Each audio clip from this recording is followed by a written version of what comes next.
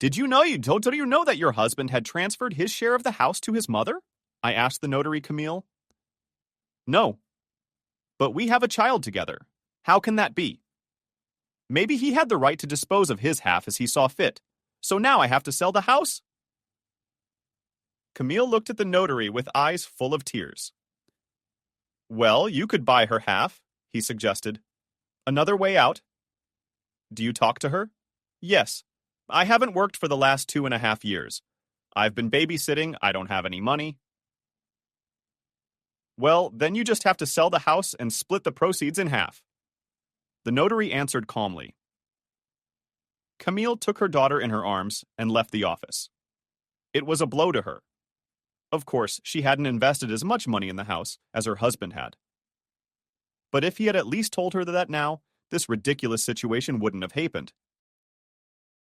Camille realized that with the sale of the house, she would not be able to buy anything. She didn't want to go back to her parents, and it was pointless to ask them for money. They never had any. Camille was still reeling from Benjamin's funeral, but her deep pain at the loss had been replaced by resentment and a lack of understanding of why he had done what he had done. She thought all the way through, but if he thought I lived in our house undeservedly, then he could have told me so to my face. And he was always playing the loving husband, constantly repeating that my daughter is the main person in his life. But that person turned out to be his mother. Anyway, Camille decided that she would not run through any courts. She needed money to hire a lawyer, and she had nowhere to get it. For the first few days, she felt betrayed by her husband, even hated him.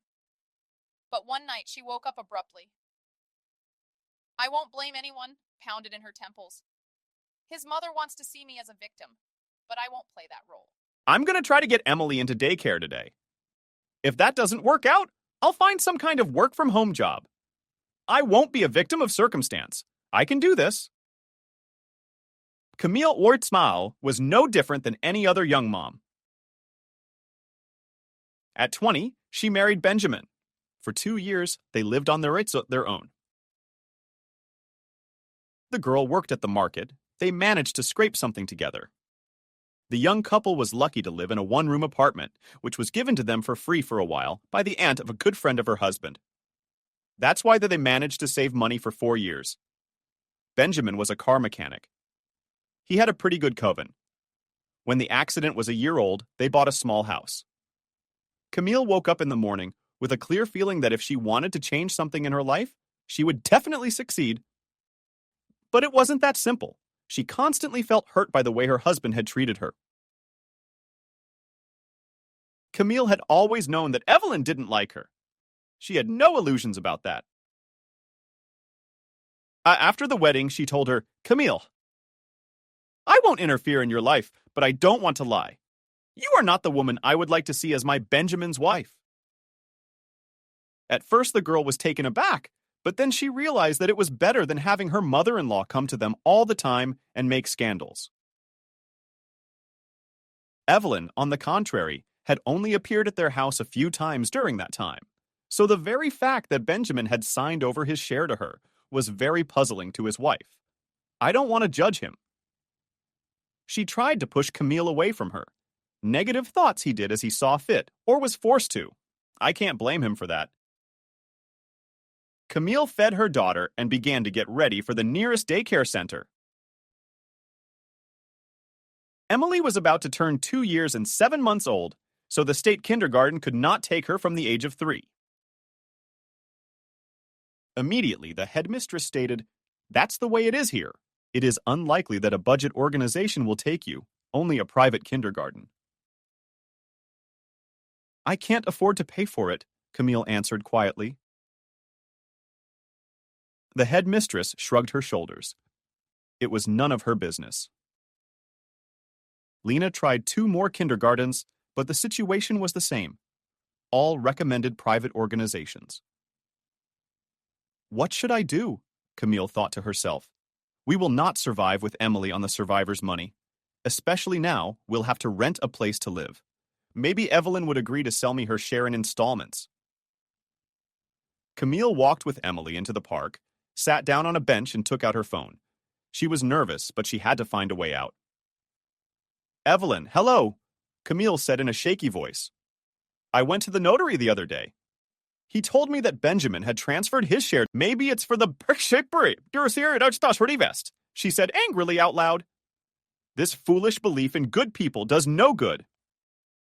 People are what they are. Don't idealize them. Yesterday, a man may have seemed decent and cordial to you, and today you find out that he is cruel and inhuman. I don't want to fool myself anymore. No longer will I expect that there are good people around me who want to help me, that someone will knock on my door and offer to solve my problems. I alone am responsible for my life and the life of my child. Camille clenched her hands into fists. She had no intention of feeling sorry for herself and berating her husband and his mother. The woman came home, fed the baby, and put him to bed. Sat down in a chair and wondered what I could do. Camille grabbed a sheet of paper and began to write. I want to be honest. Soon a column of several phrases appeared on the sheet. Now I'm going to write everything I want to be. Camille reread the huge list. She stopped at several places and pondered what she had written. Something on her list. She didn't like it and crossed it off. So I have no education, but almost 4 years of experience in the market for half a house and about 30,000? Camille sighed. Well, now what? I want a proper place to live, a job with a decent salary, free time for my daughter, and good security for her. Yes, it looks like I can't have it all. Camille was very upset. It was a vicious circle from which there was no way out. That night she had a strange dream. Camille was walking through a gloomy forest. It was already dark. She was very afraid. She had a premonition that she would not get out of it alive. Suddenly the woman noticed that someone was walking towards her. Are you lost? The old woman asked her. You must have taken a wrong turn. I don't know, Camille cried. Help me get out of here. I'm very scared. I can't go with you, but I'll show you the way out. She pointed somewhere with her hand. But remember, if you don't want to get confused again, let everything happen in your life. Even if it seems silly and frivolous to you, warned the stranger. Even if it's silly and frivolous, repeated Camille's words upon waking. What does it all mean? But that I have clearly gone to the wrong place. That is no longer in doubt. But did I marry the wrong man? Or did I need to divorce him after a few years? Camilla did not understand anything yet, but the words of the old woman from the dream seemed very important to her. Maybe I shouldn't make grandiose plans, but look around me. A thought struck her. She took her daughter in her arms for a walk. Today she decided to go to the park with her. She was in an oppressive mood. The solution to her problem hadn't come yet. A distraction. Maybe Eureka will descend on me. She tried to smile. Still, it was better than sitting at home and going crazy. Emily was playing with some boy. Camille watched her intently. After half an hour, Mom and the baby left, and the girl sat on her lap. It was the end of May. And I didn't want to go home, but it was too late. Emily had to be fed and put to bed. Daughter, let's go home, shall we?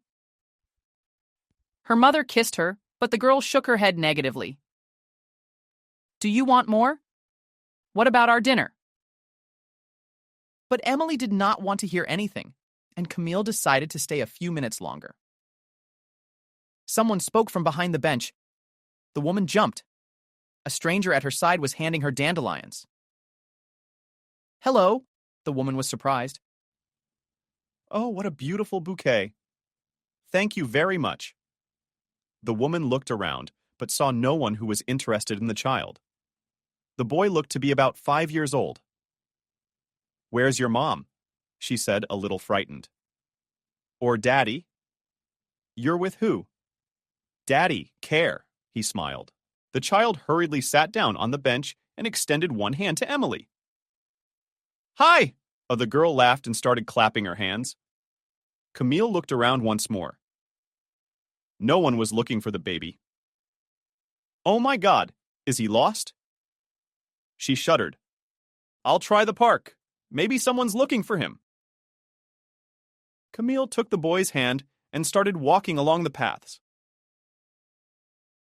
Every now and then she'd come up to someone and ask them a question. And the boys questions. But nobody knew anything. What's your name? She stroked the boy's head. Do you know your first and last name? I am a goal, he answered and laughed. Camille looked intently into his eyes. Her heart raced. Your name is Stephen. Do you know your last name? The child shook his head negatively at Camille. She was scared out of her wits. She had no idea what to do with the baby. I can't leave him here, she reasoned, and we can't wait here indefinitely. I'll take him with me and then call the police. Camille took the children and drove home. She fed them, put them to bed. After that, she immediately called the police. Camille told them what had happened, but no one was looking for the boy or interested in him. The policeman took her details and said he would call her back. Stephen spent almost 2 days at Camille's house. He appeared to be a calm child. He and Emily got along very well. It was almost 8:00 when the doorbell rang at Camille's house. She came out immediately. A young woman stood in front of her. Expensive clothes and jewelry. It was said that she was not poor. There was a policeman standing next to her. But where is this one about the execution? The guests cried. Where's the one about the execution? A guest cried. Can you imagine? He ran away from the nurse. My God, what an unbearable child! I wouldn't say that, Camille objected. Stephen is a very quiet boy. Come in, but come here. A woman approached the boy. Why did you run away from the light? If you behave like that again, you'll stay at home. Are you his mother? The lady of the house couldn't stand it. Camille fixed his eyes on the stranger. Yes, she said arrogantly. Unfortunately, Stephen is a troubled boy. We can't get along with him. The guests left. Stephen kept turning around. It was obvious that the child didn't want to leave. She's strange, Camille sighed. She treats the child as if she didn't care about him. Almost all night the woman could not sleep. The boy's face was always in front of her, and she felt warm toward him. However, she did not know that this story would not end there. A few days later, an expensive car pulled up to Camille's house. Camille stepped out into the yard in bewilderment. Hello, someone waved at her. I'm Stephen's mother. Could we talk to you? Camille stepped outside in surprise. The stranger stood in a too revealing short skirt, nodding all the while. I'm sorry, I forgot to thank you last time, she said artificially. Thank you very much. My name is Christina. You're welcome. We enjoyed Stephen's company very much, Camille replied. Emily played very well with him. That makes me even more convinced that I made the right decision. Christina's eyes lit up. You see, it's such a problem for me to find a suitable Anya for my son. So, how did you and he become friends then? I was wondering if you could help me out. You want me to babysit your child? Camille said in astonishment, but then the words from the dream flashed through her mind. Even if it's silly and frivolous. All right, Camille answered suddenly. My God, I'm so glad. Then a man will come to you every day from me, smiled the guest. About the salary? Let me pay you at the end of each week. So, do we have a deal? Deal? Camille smiled back. I hope Stephen won't mind. Christina laughed and quickly jumped into the car. Finally, she managed to get rid of that boy. She'd had enough of all those babysitters. The last Betty was walking with her child in the park when she received a phone call from her boyfriend. She'd had a fight with him and, forgetting about the baby, had rushed off to confront him. Stephen was so busy at the playground that he didn't even notice her leaving. Betty had only been working at Christina's for a week, so he hadn't really recognized her. Camille came into the house in a strange state of mind. She liked Stephen a lot, but from the outside it all seemed a little confusing.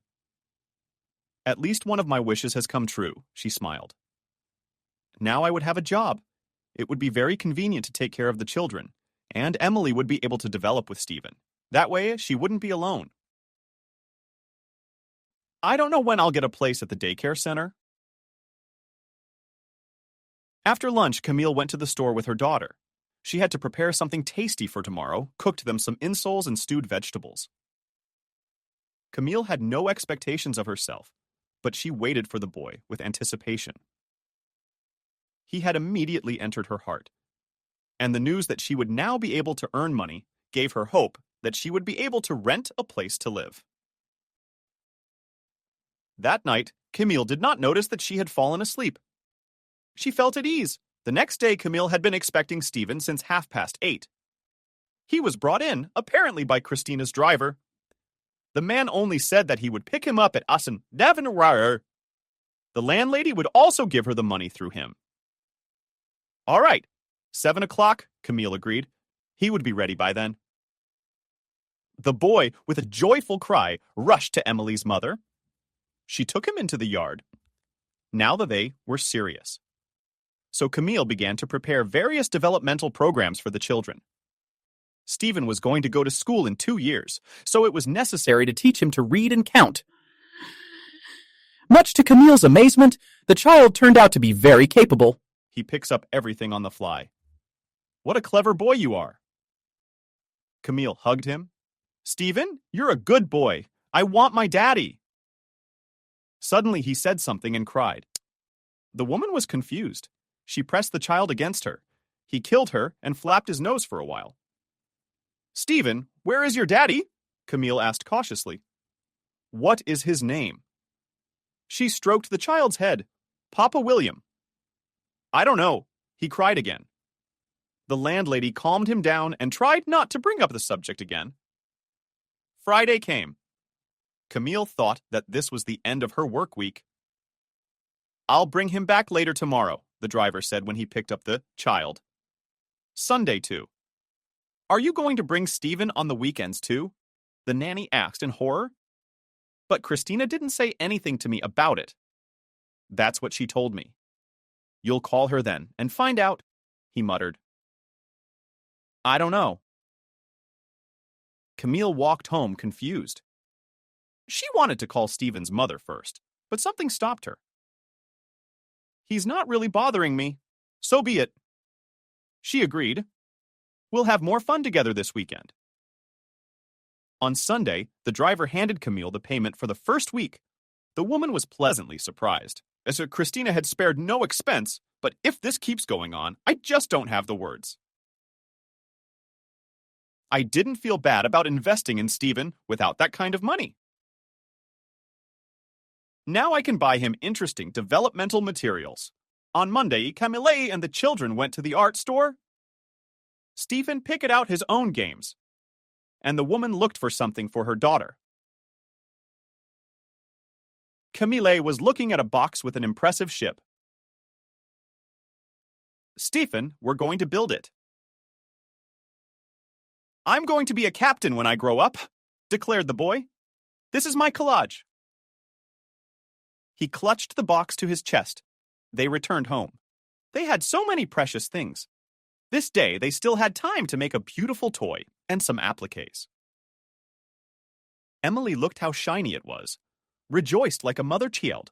What a beautiful kitty we made. That day, Stephen didn't even want to go home. He was in no mood to pack his things.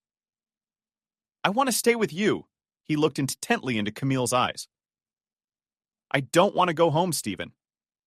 Mommy's waiting for you at home. Nanny hugged him. She didn't want him to leave either. No, I don't have a mom. Only Dad. Shook his head in the negative. What about Christina? She turned pale. She said, you're her son, Stephen. Christina is not your mom. No, he answered firmly. I had a daddy, but I don't know where he is. I want to go to him, cried the boy again. After Stephen's departure, Camille was in a state of utter bewilderment. Of course, after the child's words, some things came to a head. Christina was behaving strangely. It was obvious that she was not at all interested in the boy. Now, the natural question is, who is she? Surely Stephen could not have been living with her illegally. Perhaps she was a relative of his. Camille had to be cunning. "Excuse me, we could talk to you?" She approached the driver, who had brought Stephen in this morning. "You see, the boy cries a lot because of his father. Do you know what happened to him? I just need to do something to calm him down. But I can't help you with that." The man said it right away. "I've only been working at Christina's for a month. They say he's dead. His sister's the owner." "Thank you," said the nurse. "You've been very helpful. Well, I'll see you all tonight then, as usual." Camille led the figure into the house. Her heart ached. A lot of things made sense to her now. Christina was most likely the child's guardian. Despite the family ties, she didn't care about him. Stephen had lost his father, but the boy had not been told about it on purpose so as not to upset him. Camille understood everything. At first, Emily cried for Benjamin, but she was too young, and Stephen was twice her age, so he understood a lot of things well.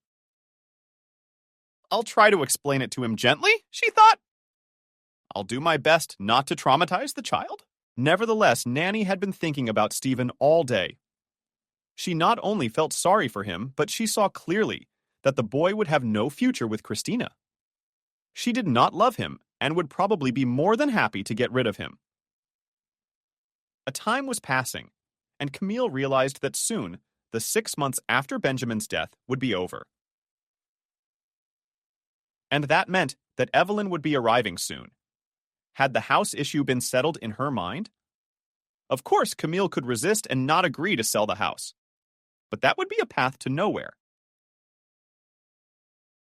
Camille would not do something to spite or fight with her mother-in-law. By this time, the woman planned to rent a house or an apartment. Moreover, Christina had been paying her well for a month and a half. Camille arranged a swimming pool for the children and watched them lovingly. She wondered how Stephen could get along with the accident, and her daughter was crazy about him too. They're like brother and sister, the nanny thought. Maybe that happens sometimes. Total strangers become so friendly they can't live without each other. Then a cat came up to the children, and they almost bathed him. Camille ran to help the animal. "Barsic, did you fall right under the hot hand?" She pulled the cat out of the pool. Cat children do not like to bathe. "Why?" Stephen immediately asked. "They don't know how to swim." He made a serious face. "Unfortunately, they can't." "That's why Barsic might drown," Camille replied. "So let's not take him to the pool." The children agreed and happily ran in. The cat laid down in the sun, and in a few minutes his fur was almost dry. "There, now we're dry," huffed the woman as she lost the children. "Now for lunch and rest." 2 weeks later, much to Camille's dismay, Evelyn appeared near the yard, and she looked great, as always. In fact, looks were her greatest asset. For as long as the daughter-in-law had known her, her mother-in-law had always looked stunning. "Hello, Camille. I've come to see the house," she said imperiously, and went uninvited to the gout. When she saw the children, she saw a mute question in her eyes, but Camille said nothing to her. Evelyn was not interested in the affairs of her own. Her daughter-in-law, and even her granddaughter, did not interest her much. "In 2 days I shall come with a buyer," declared her husband's mother. "After inspecting the house and the vegetable garden, I'm sorry, but I need money urgently, so I ask you to take care of the new house in advance." Camille didn't even come out to see her off in the hallway when Evelyn called for her elegant sandals. Someone had called her. The woman didn't expect it herself, but she nestled against the window. Her mother-in-law came outside and started talking. Why did he get involved in this case? She said unhappily. I told this lawyer that he died suddenly. Well, I'll deal with him myself. Don't tell him that Benjamin was sick for almost 6 months. You wrote the report on the examination. That's it. She disconnected the phone and quickly went outside. Camille cautiously peeked out from behind the fence. The mother-in-law was already far away. Perhaps she had gone into the direction of the bus stop, or maybe she had hailed a cab. As far as the daughter-in-law knew, she had never driven a car. What was she saying? Camille thought in horror. It appeared that Benjamin was seriously ill. She returned to her children and began to replay everything that had happened to her husband in the last year. Almost 6 months ago, one morning, Benjamin was getting ready for work. Yes, he looked pale. Camille remembered that moment exactly. Benjamin, but why don't you stay home today? She was worried. But if you're not feeling well, you won't be able to work properly anyway. Her husband insisted and left the house at the beginning of 8. That was the last time she saw him. At 8 p.m., she received a call from the doctor informing her that as Benjamin was returning home, he became ill. He was rushed to the hospital. He passed away 2 hours later. The doctor then told Camille that he had a fatal disease in a latent form. The wife for a week or two was so badly killed that on the nervous ground she developed anemia, and she even walked with difficulty. But then for the sake of her daughter, Camille took herself in hand and a month after the funeral began to slowly withdraw. So his mother knew he was ill, but why had neither he nor she said anything? She couldn't understand. Camille knew it was useless to go to her mother-in-law, especially since they had nothing else to do with the accident. She did not want to maintain any relationship, so Evelyn would not tell her anything. Then I'll go for broke, she told herself. As they say, the best defense is a fence. Camille was a quiet person by nature, but after what her husband and mother had done to her, she had a rebellious streak in her. The next day, she took the children and went to the hospital. She remembered who made the report on her husband's death. Okay, here's the deal. Either I open a criminal case against you for withholding information, or are you going to tell me everything now? I'm not letting you in. She tapped the doctor's desk with her hand. The man looked at her in bewilderment. He could not understand what was going on. Who are you? He asked unhappily. What do you want from me? I'm going to call the police and have you taken out of the hospital. Camille introduced herself. The doctor turned pale. It was obvious that he hesitated. The visitor kept her eyes on him. I promise that if you tell me the truth, I will forgive you, she said quietly. What was there to tell? He sat back in his chair, tiredly. Your husband had a very rare disease. When we discovered it, it was too late. He made a decision not to tell anyone about it, but since I know his mother, she found out about it. Did she ask you to cover it up? Why? Camille wouldn't give up. What did she want to get out of it? I don't know, he admitted honestly. Your husband couldn't be saved? As I thought, he would die soon, and it would happen very quickly. But he walked to the last. He wasn't lying down? Camille couldn't believe it. How could that be?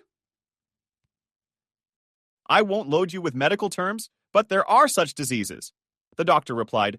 They don't affect the patient's appearance. That's what makes them so dangerous. That's all. I have nothing more to tell you. Camille returned home upset. What she had learned had no bearing on what was happening to her. Benjamin was going to die anyway. Maybe that's why he hadn't told her anything, because Camille would have given anything to cure him. But that was just not possible. The woman felt love for Benjamin for the first time in recent memory. The only mystery in the whole story was why and how he had signed over his share to his mother, perhaps knowing that he was going to die. He wanted to thank her. In this way, she reasoned, naturally, he couldn't tell me about it. Otherwise, his illness would have come to light. Camille felt a twinge of remorse. She had felt resentment toward Benjamin for months. Now it seemed to her that he was innocent. Maybe Benjamin had counted on his mother to reject his gift in favor of Emily. She excused him. In any case, it didn't matter anymore. The house will probably be bought in a few days. I have to think about where you and I are going to live. Camille left it at that again. She was immersed in herself, trying to find answers to her questions. After all, I was able to let go, and Stephen came into my life, she said to herself. And now I'm saying be what it may. I will accept whatever comes to me. Camille's behavior could be called frivolous, but the woman has already realized that the more you fight for something, the more chances you have to lose it. All wise decisions come only in silence. When you are overcome by contradictory feelings, it is never possible to make a reasonable choice. So it's better to take time and wait until things calm down inside. That's what Camille did. She immersed herself and the children in their favorite activities. She only came to her senses when they were long overdue for dinner. So I have to think of something. Nervously paced around the house, Christina. I don't want to waste my money on that long boy. When am I going to get rid of him? I can't take it anymore. After what had happened to her brother and father, the woman had no doubt that she would now be the sole heir to their entire fortune. But now, the whole thing was frozen. Christina had had a very difficult time communicating with her father as a child since she was a teenager. She was unbearable. When her mother died, the girl was 15 years old. Not only was her transition age in full swing, but she had an uncontrollable temper on top of it all. Christina was very defiant. She was always insulting her father, calling him names. Christina, stop it, her older brother told her. If the father does not pay attention to your antics, then I will not tolerate it anymore. So what? What can you do to me, you idiot? She yelled at the whole house. You're as much of an asshole as he is? William clenched his fists and pinned her against the wall. He looked intently into his sister's eyes. Don't worry, I'll find a way out of your horrible behavior. The special school is only a few steps away, he said dryly. If I hear you insult your father one more time, I'll report you. The brother was 19 at the time, and Christina was almost 16. After this preventive conversation, she became a little afraid of her brother, changed her ardor.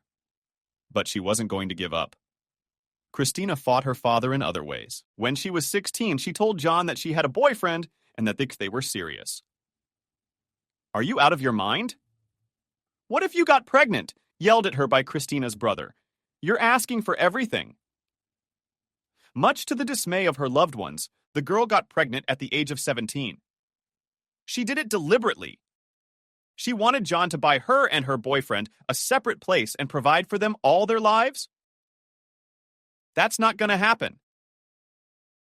Immediately, her father told her, you will live at home until you are 18, and then I will buy you an apartment, and you will be out of my life forever. I'm not spending another dime on you. You old idiot!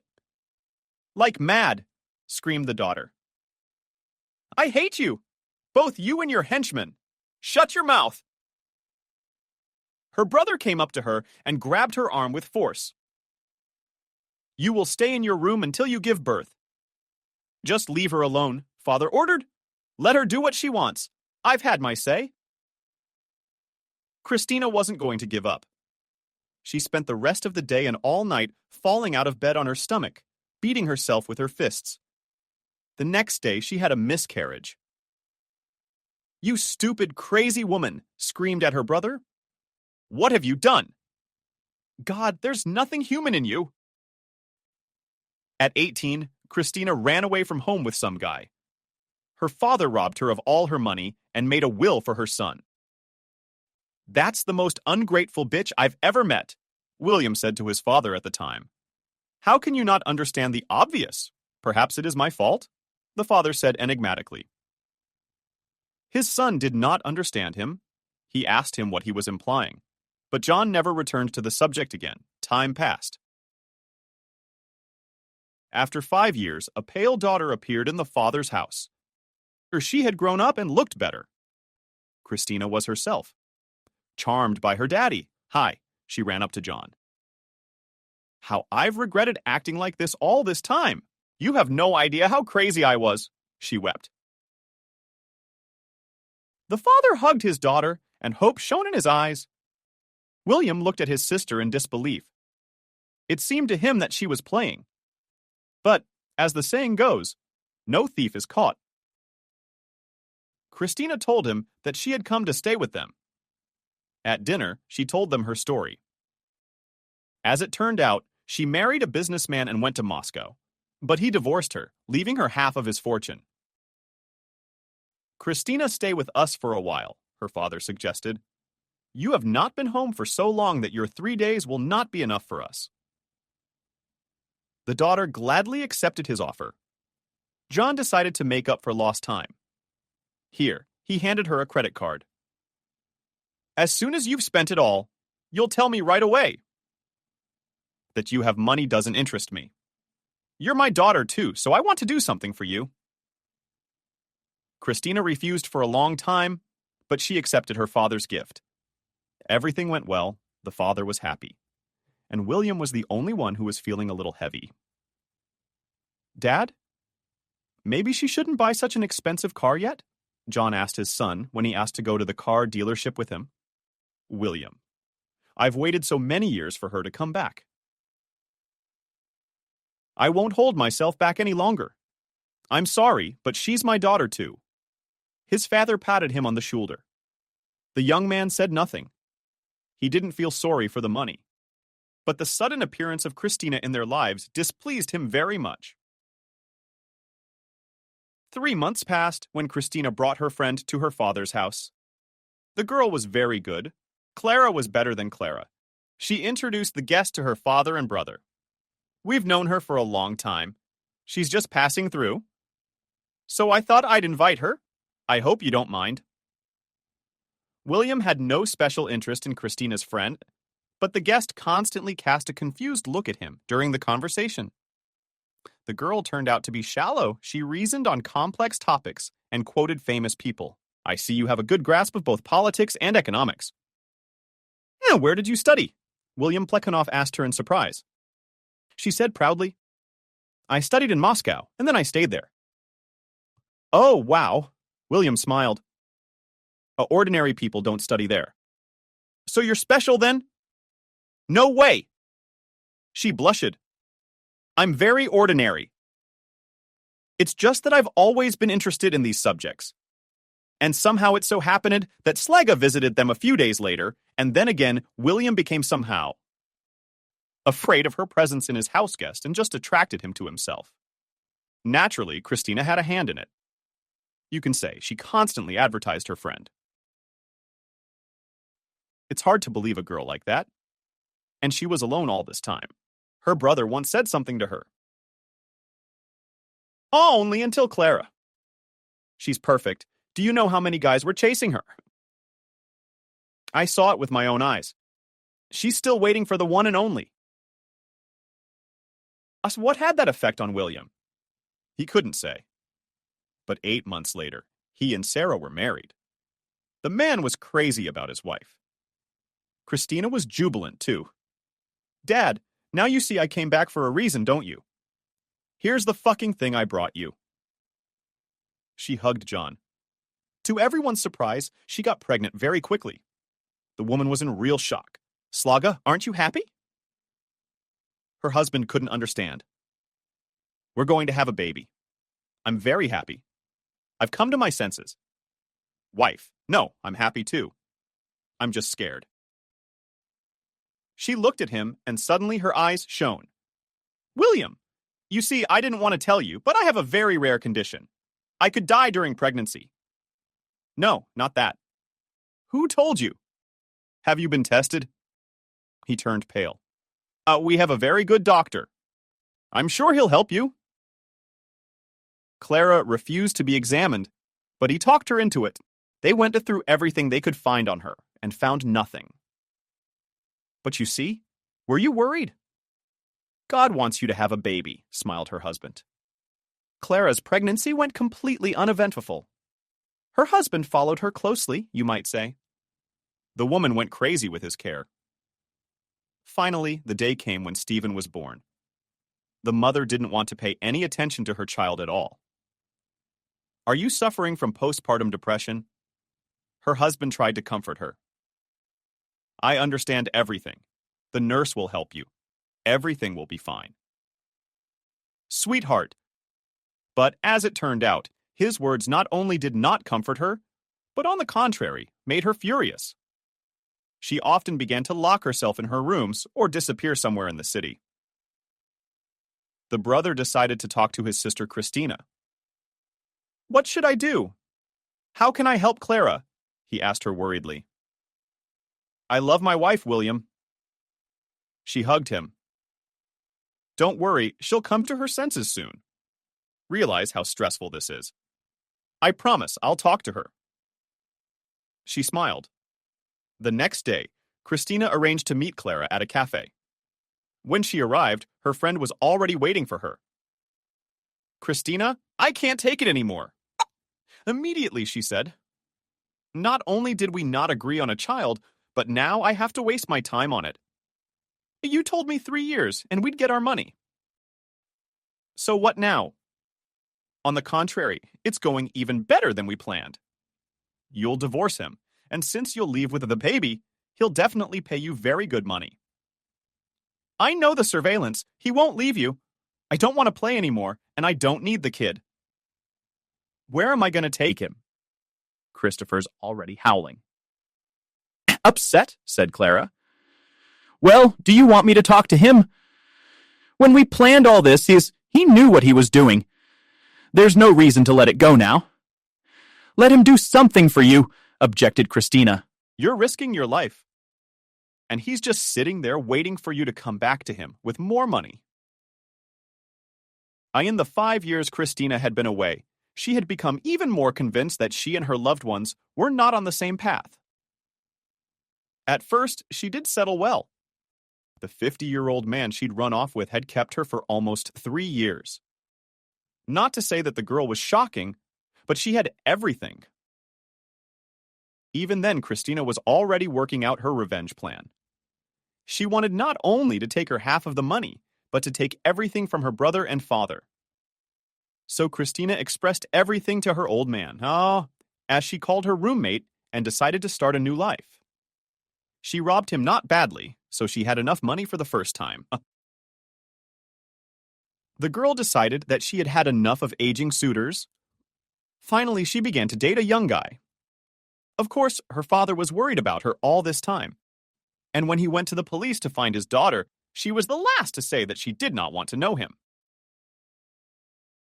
Then Christina was not ready neither for reconciliation, nor for kinship with him, nor with her brother.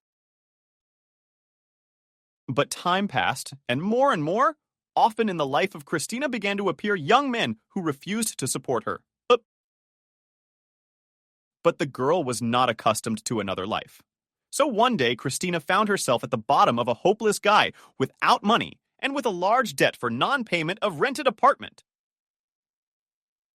God, how can I be now? She thought in horror. I'll soon be on the street. A few weeks later, she met a couple, Clara and Christopher, who were not married but had been living together for many years. They listened to Christina's tragic story and decided to help her. As they say, like attracts like. The young men turned out to be con artists. They were mainly engaged in theft.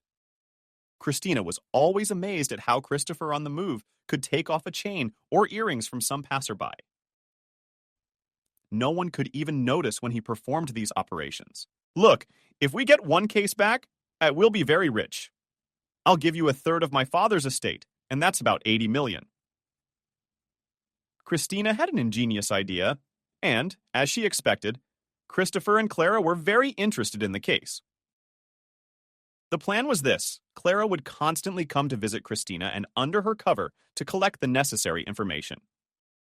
But things immediately went wrong. Christina noticed that the girl was interested in her brother. She never studied at any institute. She and Christopher came to Moscow, so to speak, to earn money. And what if you marry him? Then we'll quickly gather everything and in 2 years we'll have our whole operation, Christina suggested. And again, Christopher and Clara easily agreed to this venture, but only with the child it turned out to be a problem. The girl wanted to have an abortion, but William went crazy. He constantly pursued her. His care became practically round the clock. If you take the pill and miscarry, it'll come out right away and he'll suspect something, reasoned Christopher, who had absolutely no feelings for the baby. So you have to have it. And after the divorce, we can dump it somewhere. It'll just disappear. There's a lot of kids disappearing every day and nobody ever finds them. You could put him in an orphanage. You'll have all your money by then, so he can't do anything to you, Christina suggested. And perhaps everything would have gone according to their plan if it hadn't been for Clara. After the baby was born, she absolutely did not want to see him. Finally, he managed to gather all the necessary information to take all the money from Christina's father. There was only one detail left, and it was because of it that he had to wait a few more days. And the case failed. 2 weeks before the planned withdrawal of money from all of Christina's father's accounts, William's business got better. First of all, he was very worried about his wife. In the second place, their largest wholesale buyer had announced that they were going out of business. William rarely bent over idly, but that day he didn't want to go home. He decided to wander around town, but he didn't feel like going downtown either. William chose the most remote corner and decided to walk there. He kept thinking about what they should do now. He remembered that today he had not eaten anything besides his morning coffee. There was a cafe up ahead, and he decided to go there. William hadn't undressed yet when his gaze fell on the far table. He bounced away from the door, hid as far as he could behind a coat rack, and pretended to look for his coat. William saw Clara holding some man's hand, and then he kissed it. "Are you going to tell me yourself? Or should I go to the police? They heard the lovers not far from each other." Clara shrieked and jumped up from her chair. She didn't even know what to say. "William, let's get acquainted. This is my brother," she said in a trembling voice. "Did you get it wrong? Do you want me to show you the camera footage of you kissing?" he said coldly. "I'm not kidding. This is a fraud. It's in your best interest to tell me everything." William fumbled in his pocket for his phone and pressed record. He listened to the story until the end. Good. Now, Clara, you go home and pack all your things. I'm not giving you the baby. I guess I don't need to tell you that you won't get a dime from me, he concluded. That evening there was a real scandal at her father's house. Christina denied it, but William turned on the tape. "They set it up on purpose," screamed the daughter throughout the house. Finally, she no longer had to hide her true face. "That's it. I'm calling the police," the brother said, and grabbed the phone.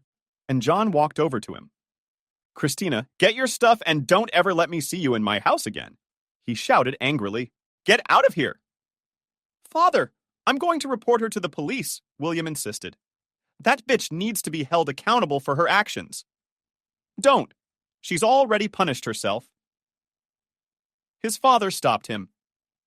"My daughter is dead. We buried her today." Christina sat on the couch. Something was going through her head. Finally, her eyes brightened. The woman jumped up and ran out into the yard. She pulled into the street and headed toward the house. Camille was about 11 when she signaled for the landlady to sit down. "Hello," smiled contentedly at the guest. "Camille, I need to have a serious talk with you. You see, I'm in serious trouble right now. I can't continue to pay you so much. But Stephen has become very attached to you. and that's the most important thing to me. I suggest you move in with us. You'll be fully provided for, and I'll pay you less for your work. But you could rent your house to someone. You and I are going to have a long partnership. So this could be a very promising project for you. I will. Without delay, the nanny replied. When can we move in? As soon as tomorrow.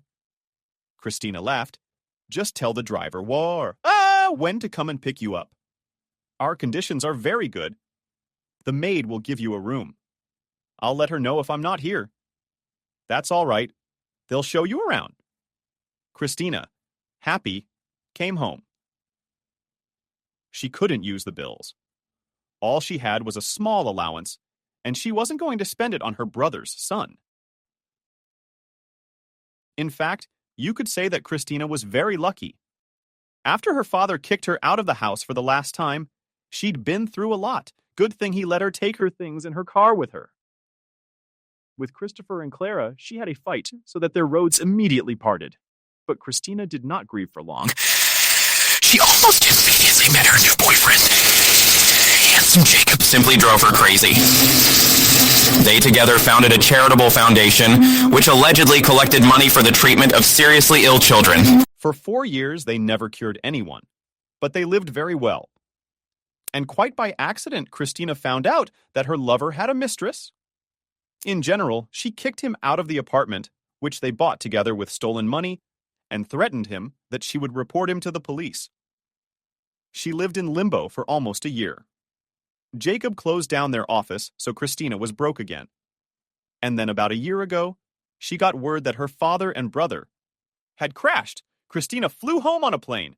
Now all their possessions were going to go to her. But to her great dismay, her brother survived.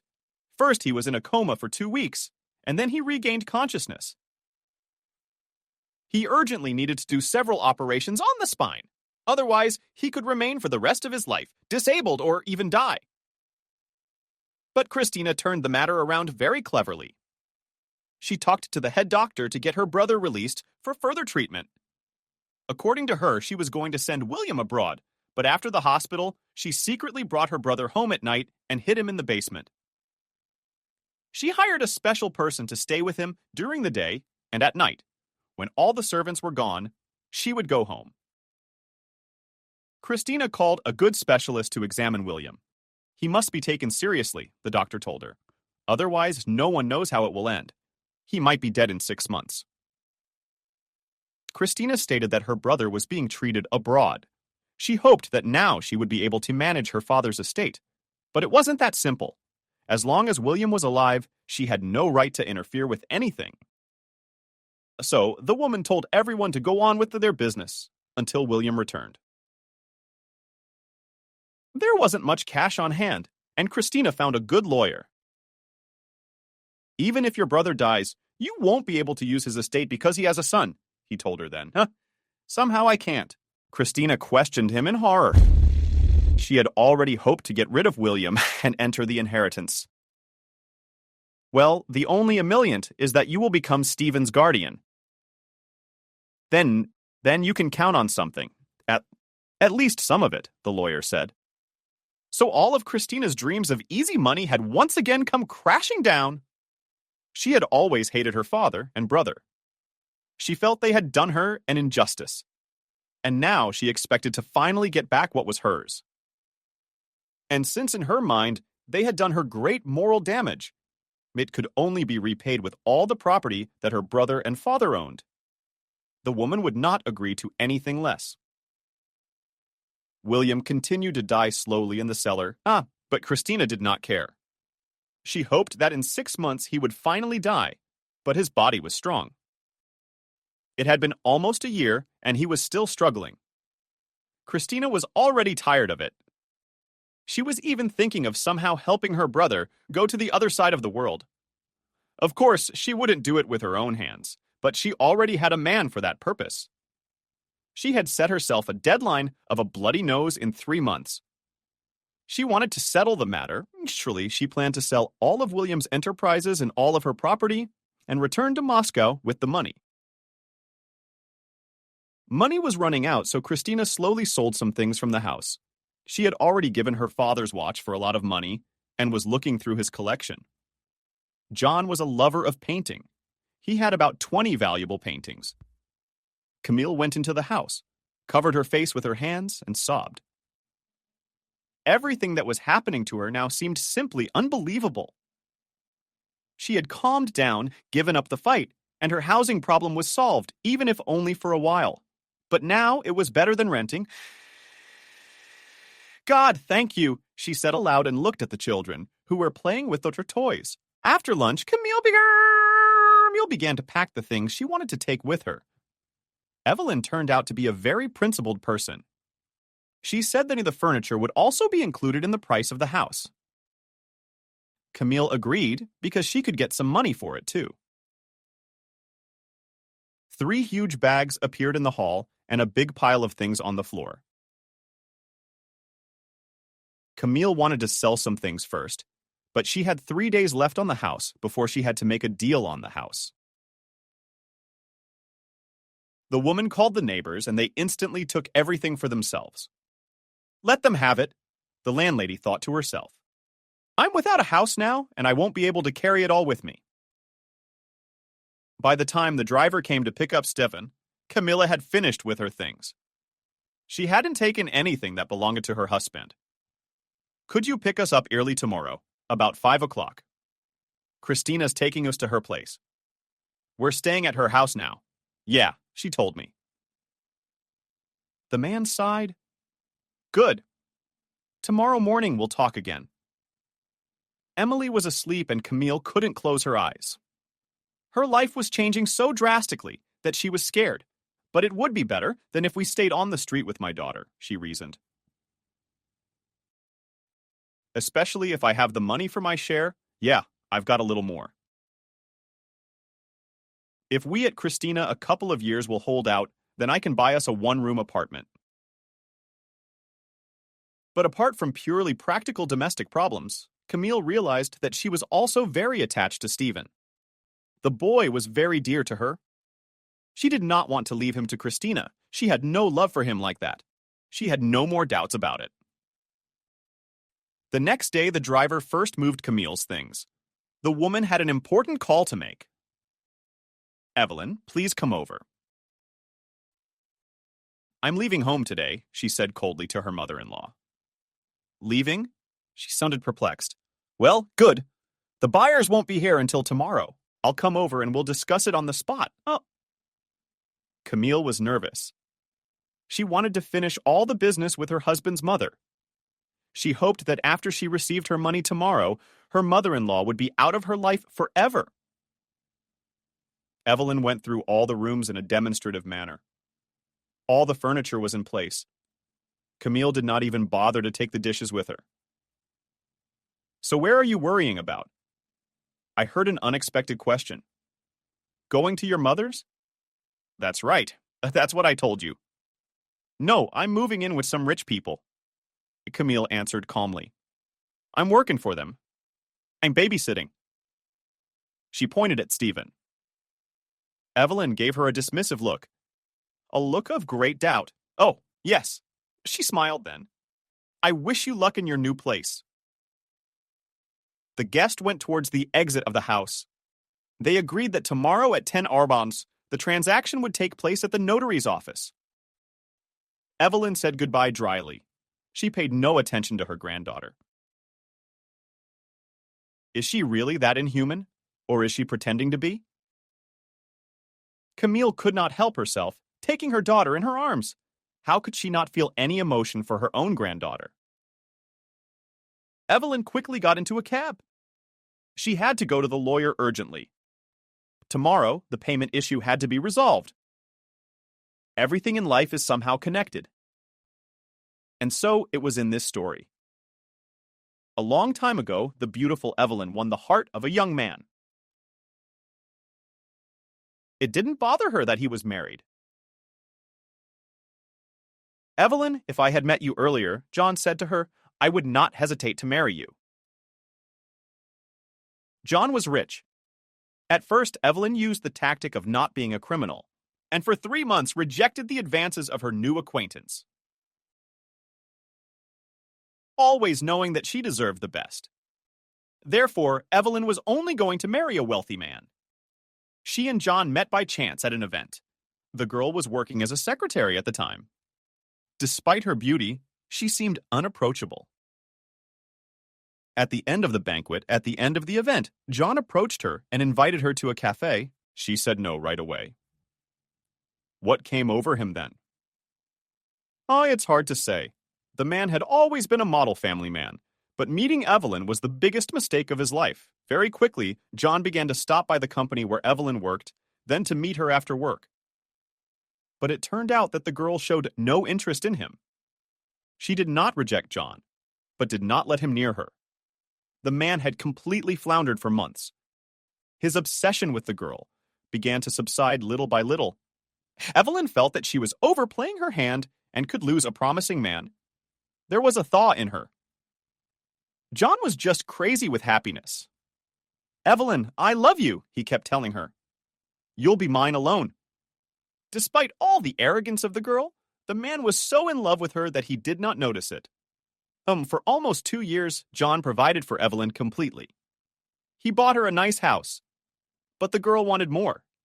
She wasn't satisfied with being a mistress. "John, if you love me and not your wife, why don't you stop lying to her?" Evelyn told him once. "I love you too, and I deserve to be your wife too." The man realized that Evelyn and his wife Kathy were very different people. His cognitive dissonance led to a bifurcation. John loved both his mistress and his wife, and deep in his heart, he always felt that sooner or later Evelyn would leave, whereas with Kathy, he would end this life. The further it went, the worse it got. Evelyn began to blackmail John. She left him several times, cutting off all communication with him, but then he wasn't ready to let her go. John sought to see her again, and with her I don't want to, and without her, I can't. He said to himself then, "How can I get out of this vicious circle?" Evelyn was a very pragmatic person. She was not satisfied with the fact that in 2 years of lovemaking, she had only a house and a few pieces of jewelry. Her love was worth so much more. Even though the girl didn't know how to love at all, it was probably the hotel. "You're not leaving me that easily," she said to herself. "I'm going to be your wife, and I don't care what the cost is. But I'll get everything I want. You'll have to pay for everything." The only thing Evelyn could blackmail John with was a child. She went to great lengths to get pregnant. "Evelyn," he sat there all pale. "John, I will not give up the child. I will provide for you fully." Such an answer did not satisfy the girl, but until her son was born, she could not do anything. John realized that he to Evelyn began to weaken. The girl no longer aroused in him, as before, a storm of emotion. "God, what have I done?" I clutched my head. Not only had I betrayed Kathy, but Evelyn was pregnant. The mistress immediately sensed something was wrong with John. It was 2 months before the baby was due. "You won't get away from me," Evelyn was angry. "Whatever I get my hands on, I'm never letting go again." On a cold November morning, Benjamin was born. The baby's father came to the maternity hospital several times. He had made up his mind that John wanted to pay Evelyn enough money to give her 10 years of carefree living. But in return, he intended to ask for his freedom. 3 weeks after Evelyn was discharged, they had a very difficult conversation. "Evelyn, I'm going to transfer about $10 million into your account. Do you have a house? I will pay extra if necessary." John started it. "But me." He hesitated. "We can no longer maintain our relationship." "I'm sorry. I can't leave my family." "You mean you want to pay me off?" The girl screamed. "I had a baby because of you? And now you want to leave me?" "Evelyn, I offered you a choice. You could have had an abortion." He tried to calm her down. "And after all, it's not like I'm leaving you. I'll provide for your life completely. Isn't that enough? John left, and Evelyn couldn't calm down for a long time. It is not to say that she had an insane amount of maternal love for Benjamin, but she was afraid that if she gave the child to the orphanage, John wouldn't give her a penny. Again, she wasn't going to give up. 3 months later, in freezing cold weather, she headed to John's house. Evelyn knew he was at work right now. Hello. The landlady came out to see her. Who are you here to see? She looked at the child in horror. To see you, she said arrogantly. We can talk to you. This is a very important matter. Kathy was very nervous as Evelyn developed the baby. Not only had she guessed what they would be discussing, but she had a very good reason. Kathy was 3 months pregnant with her daughter. My name is Evelyn, the girl introduced herself. I'm your husband's mistress, she declared blithely. I see, Kathy whispered with pale lips and put her hands on her stomach. And what do you want? But I think you should understand, Evelyn declared. John and I have a son. We love each other. I'd like to ask you to stay out of our way. I smiled at the girl's insolence. Kathy, do you want me to consent to your relationship? No, we've been together for about 5 years without your consent. She didn't slow down. Your son is big now, so you can handle him easily now. And John and I, as they say, still have a long way to go. Did I hear you right? Are you claiming my place? The lady of the house was even more surprised. I tell you openly that your presence has a negative effect on our relationship. John hasn't loved you for a long time. Why do you want to spoil our life? Kathy Evelyn looked at Kathy intently. Kathy's seen a lot of people in her life. She'd worked for Social Security until her maternity, until her last day. But the guest behavior was hard to call. It wasn't even supercilious, it was just instantly self-righteous. Well, we've had our talk. The hostess got up from this room, your sofa. I'll ask you to dress the child and follow me. In 5 minutes, Evelyn was red-eyed. She was confident of her victory. Kathy led her to the front door. Was this your first and last visit to this house? She said calmly. Goodbye. How dare you? Evelyn exploded. You are nobody here. Get out of my house. I'll tell John everything now, and he'll put you out on the street. The guest was taken outside by a worker who was shoveling snow in the yard. She shouted at the gate for a long time. Evelyn was so angry that she even wanted to throw the child over the fence. She was just mad with anger. Kathy grabbed her stomach. It was just ripping. The woman called an ambulance. In the evening, her husband came to see her. Kathy, I'm sorry for everything. I'll accept it even if you don't live with me after this. But I don't. It's like she lured me into a net. I wanted to break up with her a long time ago, but she said she was pregnant by me, my husband cried. She's crazy. I realized it too late. Kathy. John forgave, but only the pregnancy with her daughter was not easy for her. From birth, the girl was very restless. When she was 5, she became so fashionable that her mother went crazy. Christina always lied that she loved her mother, but as early as the age of 7, he called her foul words and openly despised her. Maybe that's why Kathy became seriously ill and died. Christina was always a real monster. Of course, Evelyn didn't get what she wanted either. John, as promised, had transferred the money to her so that she hadn't needed anything for 7 years. In fact, if she had lived a little more modestly, she would have had enough money for 12 years. And if she had worked, she would have had enough for the rest of her life. Evelyn returned home in a rage. She decided to give up her son and surrender him to an orphanage. But the next day, John called her and asked her to come to the notary. He did not risk it and made everything official. He transferred Eugene in the account of alimony for his son, $15 million. Then he hoped that this woman would be out of his life forever. But as soon as Evelyn ran out of money, she began to blackmail John. He won the case. Then she found out that his wife had died, and she tried to have an affair with him again. But by that time, John was already an experienced Evelyn.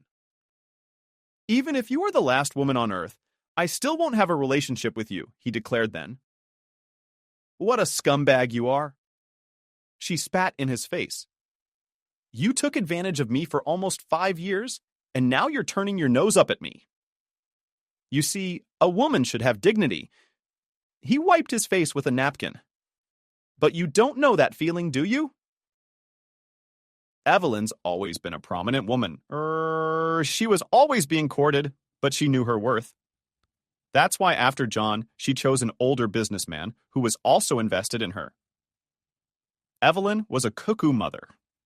Sometimes she did have genuine feelings for Benjamin, but for the most part, the boy spent time with his nanny, while Evelyn vacationed abroad with her old man and what she called her lover. Benjamin missed her very much. A lot of money passed through Evelyn's hands, but then her businessman went abroad for permanent residence. He didn't take her with him, so she had the idea to get John back again. But, as they say, not fate. This time he not only did not bite her, but did not even look in her direction. And so, years later, the woman finally felt that everything must be paid for. A new suitor appeared in her life. He was younger than Evelyn. He was so hot, she lost her head, and with it, all her money. How did that happen? Evelyn still didn't know, but her Noah had taken everything from her, and the only thing she had left was the one-room apartment she lived in. Benjamin never got involved in his mother's business. You could say he lived on his own. When the boy turned 18, he moved out. Evelyn resisted a little, but let her son go. She was more concerned with her own life. From time to time, she wondered how Benjamin was doing. The boy was happy to have at least this manifestation of her love. After Benjamin married Camille, Evelyn had an affair with Noah and lost everything. She never told her son about her affairs. Evelyn tried to hire some people to deal with her lover, but he turned out to be tougher than her. For almost 3 years, Evelyn had to lead a normal life. She was forced to get a job. A devious plan had been brewing in her head for a long time. But as long as John was alive, she couldn't carry it out. Evelyn turned to a lawyer to help her make Benjamin a claimant for a share in her father's estate, and theoretically, it could be done.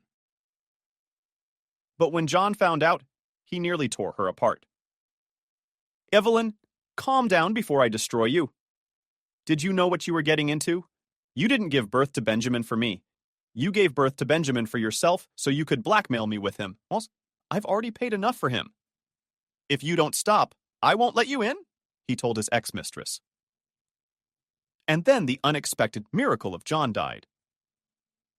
Evelyn rejoiced. She began to prepare all the documents for Benjamin's share of John's inheritance. And everything was going well until 6 months later she was told by a doctor. She knew that her son was terminally ill, and the case stopped. Evelyn felt sorry for Benjamin, but most of all, she felt sorry for John's money, which she then claimed. Benjamin didn't really want to get involved in all this. But he had spent so many years trying to prove his love to his mother that in his eyes this case looked like a chance. The man hoped that when his mother received his inheritance, she would finally recognize him. All his conscious life he had dreamed that one day his mother would love him. A few days before Benjamin Evelyn died, a lawyer called and said that they could fight for the inheritance. Only this case would cost a lot of money. Of course, the woman didn't have that kind of money. So she came up with the idea of slipping her dying son to sign a will, his shares on her. And he signed it without reading it. Evelyn tried to do something for her son, but the doctor told her that it was useless, so she cried for several nights. Evelyn decided to pull herself together and accept everything as it is. Tomorrow, Evelyn would have enough money to pay the lawyer. The point was that since William, John's son, was going to die soon, a rumor Christina had started. The entire estate should be divided 3 ways between Christina, William's son, and Emily. But the lawyer had promised to make it so that instead of the granddaughter, the son's share would go to her and not to his daughter. How such a thing was possible, she didn't really go into it. The main thing was that she should get what she thought was hers. Evelyn opened the door and greeted the lawyer. He looked at her cheerfully. "Well, then we'll get right on the case tomorrow," he announced. "We'll look into a few things. Maybe the fact that his son is still alive will be better for us. Even I have already discussed all the subtleties with several colleagues, and with the judge too," he added cautiously. "Except for his daughter, there's no other competition," Evelyn sighed. "But that's not true. We'll nail her to the wall in no time. I got a serious file on her. She's going to jail, so she's not Ribnitsa." He smiled. "The only problem is your daughter-in-law, since she is the legal representative of Benjamin's daughter. But I'll deal with that quickly," the mother-in-law declared smugly. "You can count on me in this matter."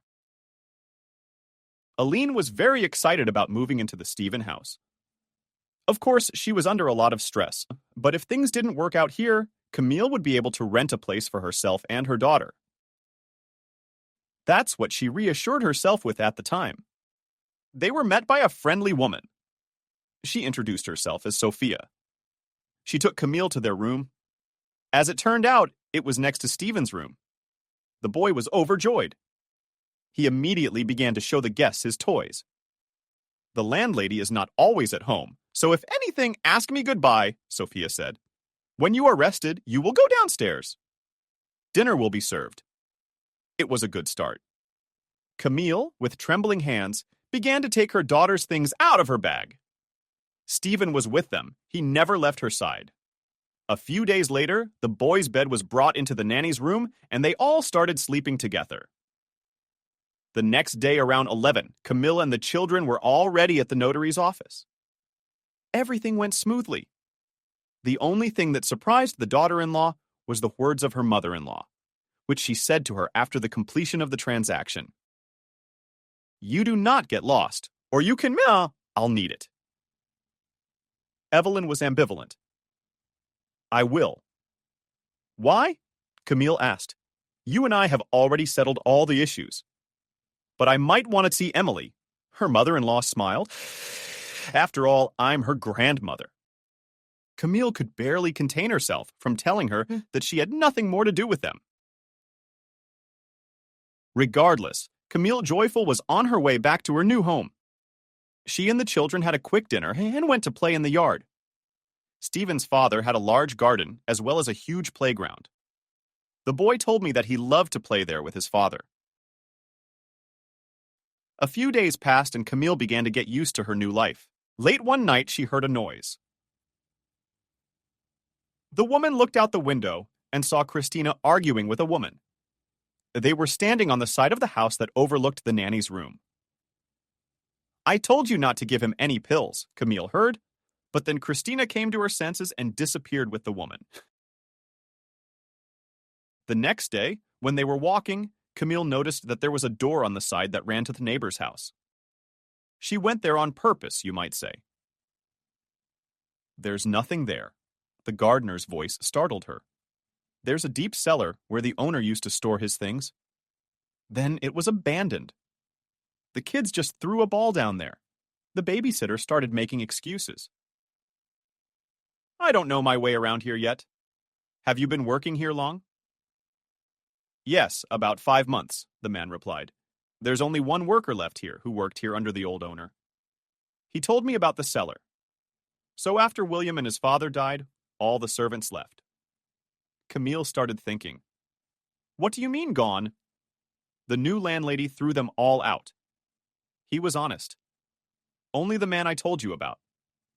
Comes here from time to time." Camille walked back in thoughtfulness. That evening, she watched at the window. Around 10, the same woman Christina had argued with yesterday showed up. Apparently, she headed for the exit. The nanny walked outside in confusion. Surely there must be cameras everywhere, she thought. I'll go for a walk in the garden. Maybe I have insomnia. For about 20 minutes, Camille sat on a bench. It was warm. The woman kept looking in the direction where the mysterious door was located. There were a few streetlights burning in the courtyard, but it was dark on the side, so Camille took a chance. She approached the door and could barely make out that there was a large lock hanging on it. She was about to leave, but on a hunch she jerked the door slightly and the door opened. The lock was just hanging there for diversion. The nanny's legs were shaking, but an unknown force was pulling her down. It took her a long time to get down the steps. It was only much later that she learned that the woman who guarded the cellar had been drinking, so she often forgot to lock the door. The steps ended and another door appeared in front of Camille. She took a chance, heard a soft creak, and entered. A large, spacious hall appeared before the nanny. To her amazement, there were several dimly lit lamps burning. "What is this?" she asked in horror. "Is there someone here?" Camille said softly, and a rustle or a groan came from somewhere. The woman listened and headed in that direction. Camille's heart was pounding frantically, but she went nonetheless. In the dim light, she saw a bed near the wall, with someone lying on it. "Who are you?" A quiet voice was heard. Camille's new nurse came closer and noticed a man. He had long hair and a beard. "Please give me some water." It came to her, "I've been thirsty for over 24 hours. Please." Camille grabbed the jug that was on the table and brought it to the stranger. He took a greedy sip. "Who are you?" She couldn't help herself. "Why are you here?" "Does anyone know you're here?" "Not only knows, but she herself hid me here," the man answered. "This is my home, and after the accident, I became its hostage." "But how could that be?" Camille couldn't believe it. "Why aren't you in your room?" You know, I used to be a naive person too, and at first I thought Christina was just playing with me. But no, she's deliberately trying to make me go away. She's not succeeding so far. First she banned my medication, then she had me fed only once a day. Well, now she has ordered this crazy gruel to drive me to dehydration. Sir, the stranger spoke quietly. "But why?" the nanny asked in horror. "It's against the law, after all. She could go to jail. Don't you know my sister? She's a psychopath who believes she can get away with anything. She doesn't care about laws, her money and the law and the God she worships." William replied, I refused to sign over all the property to her, so she decided to let me live off the land. She hopes that now that she's become Stephen's guardian, she'll be able to settle the matter. But it won't work out. I'm your Stephen's nanny. The stranger looked at William. "My name is Camille. You have a wonderful son. How is he?" The man was agitated after the accident. "I've never seen him. That idiot did everything she could to make us suffer as much as possible." "He's fine. He loves you very much." The nanny tried to calm him down. "William?" "Something must be done about it," she said seriously. "I can't walk. I needed serious treatment, but Christina refused and brought me here. This basement was once home to Dad's art collection. No one knew about it but me. Then he set up a special office in the house and moved his entire collection there. Could you make a report to the police?" Camille suggested it. "Otherwise, you'll just die here." Does she have someone there? William answered right away. I need a phone so I can call the right people. But I don't have one. I left mine in the house, Camille realized. Let me get it for you. Camille cautiously went back into the house, but to her great amazement, she was met by Christina. The landlady looked at her unhappily. "Where have you been?" she said coldly. "I don't allow my servants to go out into the yard at night. This is a very important rule. If you break it again, I'll have you thrown out of here. I understand." "Yes, I'm sorry. I felt sick and I just went out to get some air. Camille tried to justify herself. She barely made it to her room. If it hadn't been for her absent-mindedness, William would have been able to call someone from her phone by now. But now she had to be very careful. The next day, while Camille was outside with the children, Christina drove away. Camilla immediately rushed to the door, but to her horror, the door was locked, most likely from the inside. God, what am I going to do now? She was worried. Maybe file a police report herself. William said someone might intercept him right away. He probably has more important connections. But how do I get to the right people? Camille, on the one hand, clearly felt she didn't have much time. On the other, the case she was tangled up in was very risky. Christina was so angry she could barely hold her steering wheel. Some man had called her last night and introduced himself as a lawyer. He told her unequivocally that he had dirt on her and it would be best for her to meet with him. Almost all night she could not sleep.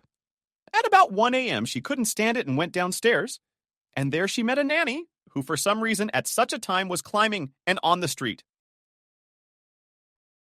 Christina decided that she would deal with her later. The main thing was to meet the man who was blackmailing her. Christina had a very good acquaintance in the police, and she could count on him, but only in some small cases. She ran into the cafe where she had an appointment. A man waved her over. I warn you that every word you say to me now will be directed against you. Instead of greeting her, she said, Christina, I am very glad to see you too. The stranger smiled nonchalantly. Allow me to introduce myself. Rick, a lawyer? What do you want from me? Not paying attention to his words, angrily asked Christina. You see, you and I have a very delicate matter, he continued. It is about your father's inheritance, which does not belong to you. What in sang in mad eyes, Christina? What are you noodling on my ears here? My father is dead. My brother is abroad in a very serious condition. I am his son's guardian. But first of all, I have proof that my father wrote a notarized document and that not 1 cent of his money will ever go to you. He held out a copy of some kind of document, and a few other reliable facts about your past. Here is Jacob's confession that you forced him to start a foundation and took all the money that came into his account. And here's confirmation from Clark and Christopher that you're preparing an operation to illegally seize all the money from your father's accounts. What the hell is this? She tore up the papers.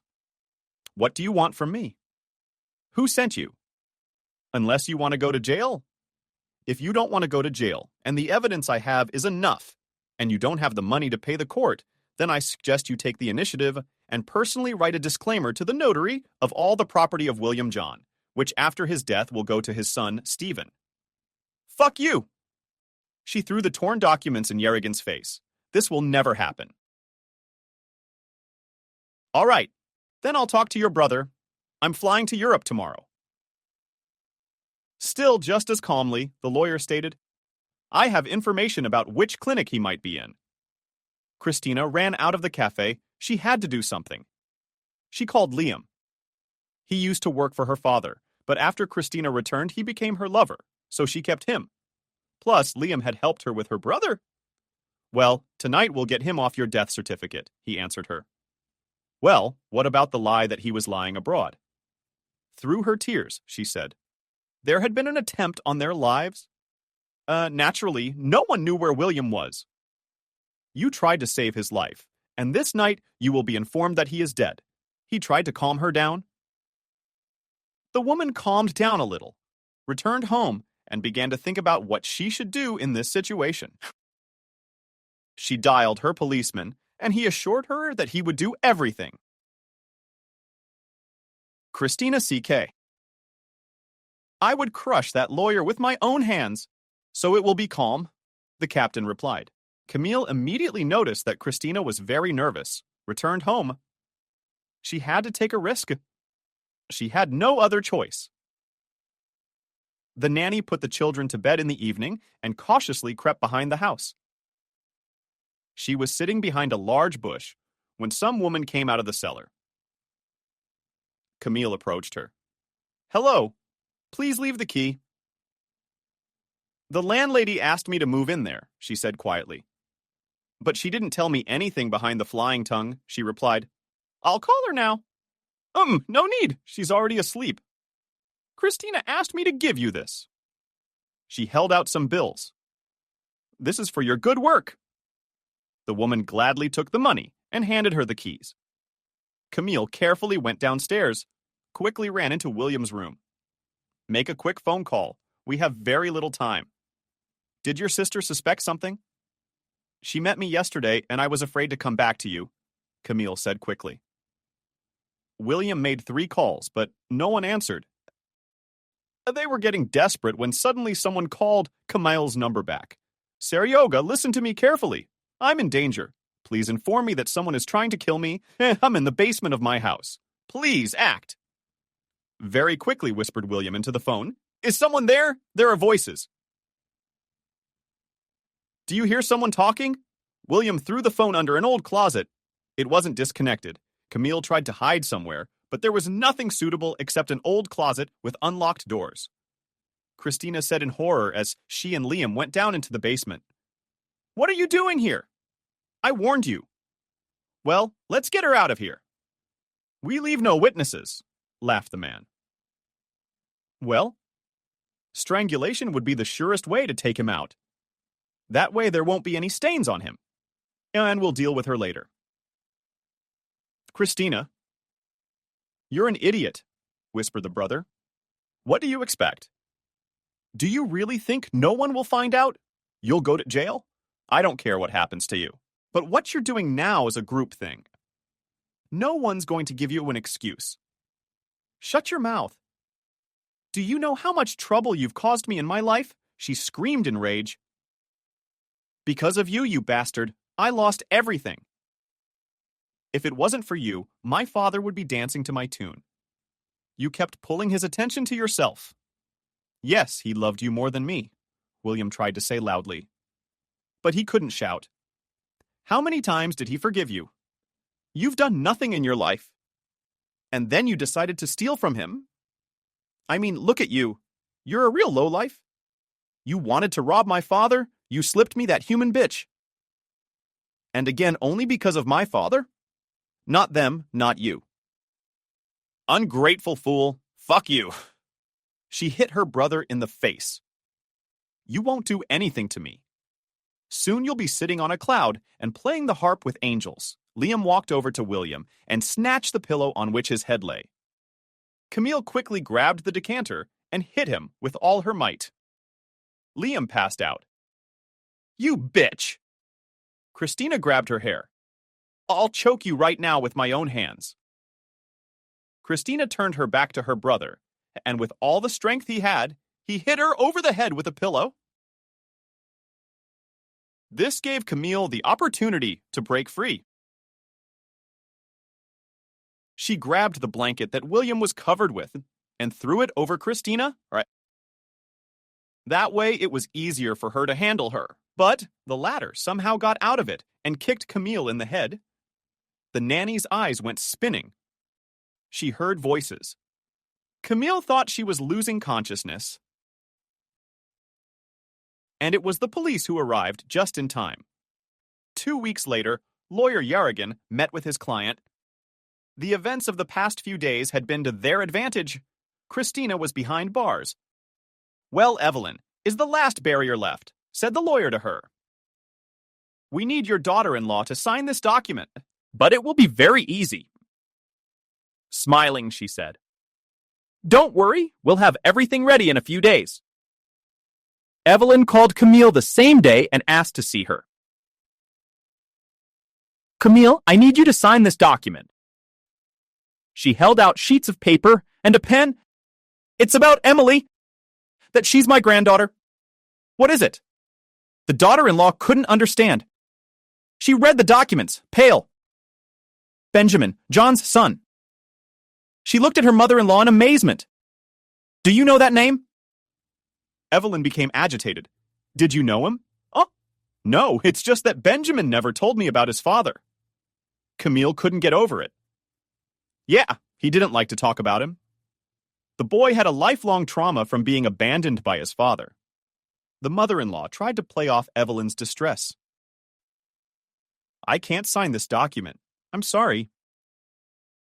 Camille got up from the table. And don't ever call me again. Didn't see that coming, mother-in-law? Do you realize what you're saying?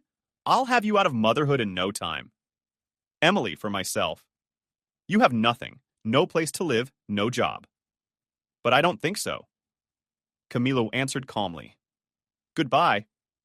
You had no mercy on us when you left us homeless. And grandmother and you were never for her. Fool. And how Benjamin only loved you, dusting you off. Didn't want to tell you he was seriously ill and would die soon. Evelyn was angry. It's a good thing I made him sign over his share to me. He never appreciated what I did for him, especially after he met you. Camille was coming home. Now all the secrets have come to light. Benjamin would never have bequeathed his share to his mother unless she had somehow forced him to. But what struck Camille most of all the fois was that Benjamin turned out to be the son of William's father. The woman wanted to talk to him about it. After the police took Christina and Liam away, William was immediately taken to the hospital. He was in a very poor condition. 10 days later, when he had strength, he had his first operation. Everything went well. Camille continued to take care of the children all this time. She asked the cleaning lady to look after them sometimes, if she needed to go somewhere urgently. Stephen had already met his father, and it was very stressful for him.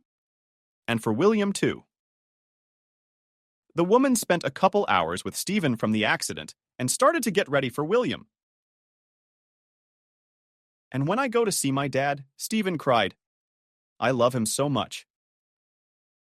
He went over to Camille and she hugged the boy tightly and promised that it would be in a few days. William was feeling much better now. He could sit up. His vocal cords were working and his voice was louder. Camilla, hello.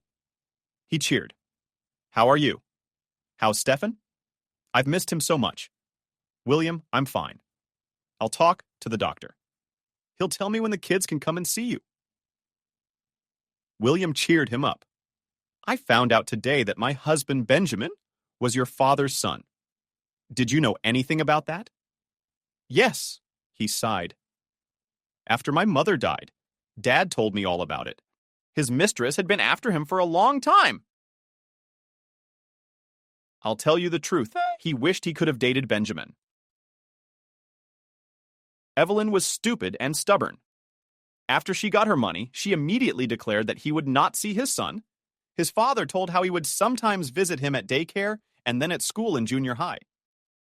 Benjamin didn't know him. I met with my mother-in-law today. I mean Evelyn. She wanted me to sign a document that would give her the right to inherit part of your father's estate instead of Emily. Since Benjamin is dead, Camille said. Is she crazy, that woman? What does she expect? He marveled. If Benjamin had sued me, that would have made some sense. Even in Emily's case, it's already very complicated. But what does she have to do with it? Camille and William hit it off immediately. The man instantly noticed how she felt about his son. They became friends. William, I'm sorry that Evelyn has dragged you and me into her dirty business, she said, with annoyance in her voice. Camille, she won't succeed. This has nothing to do with you. He touched her hand, and Camille shuddered. So much had happened lately that Camille was constantly on edge. After the Christina issue had been resolved, she was very worried about whether William would be helped to get back on his feet. The doctors had made no guarantees. Camille smiled at him and blushed. William kept his eyes on her. He immediately felt that this woman had something to do with him, and now he wasn't ready to let her go. Evelyn was tearing and metal. She wasn't going to back down. 2 days later, she decided to go to the hospital to see William. To her great amazement, she was there. "What are you doing here?" In a trembling voice, she asked. "My sister-in-law. Are you making trouble for me on purpose?" "Hello, Evelyn." Her daughter-in-law replied in equal amazement. "So it's you?" William looked at Camille and the guest. "Then let me introduce you to my bride. You already know Camilla, of course, but as your son's wife, after I'm released from the hospital, we'll have a wedding." "God, you're such a bitch," Evelyn cursed. "You put yourself under that lowlife for money for now. How could my Benjamin ever pay attention to you? You were never worthy of him. The game, Evelyn, was over. Hard work awaited her, and then a minimum wage pension. Life had a way of working things out. William had 3 more surgeries. The doctors saw significant improvement. I think we can cautiously hope that he will be able to walk, as Dr. Camille said when she came to visit him. He's too advanced. If we'd done all this right after the accident, he'd have been walking a long time ago. But what happened is what happened. No one knew how it was possible. Maybe William wanted it so badly, but after the last surgery he had a chance. Rehabilitation was a success, and after 8 months, William was finally discharged home. Yes, he couldn't run. He couldn't even walk fast. But slow walks with a crutch suited him just fine.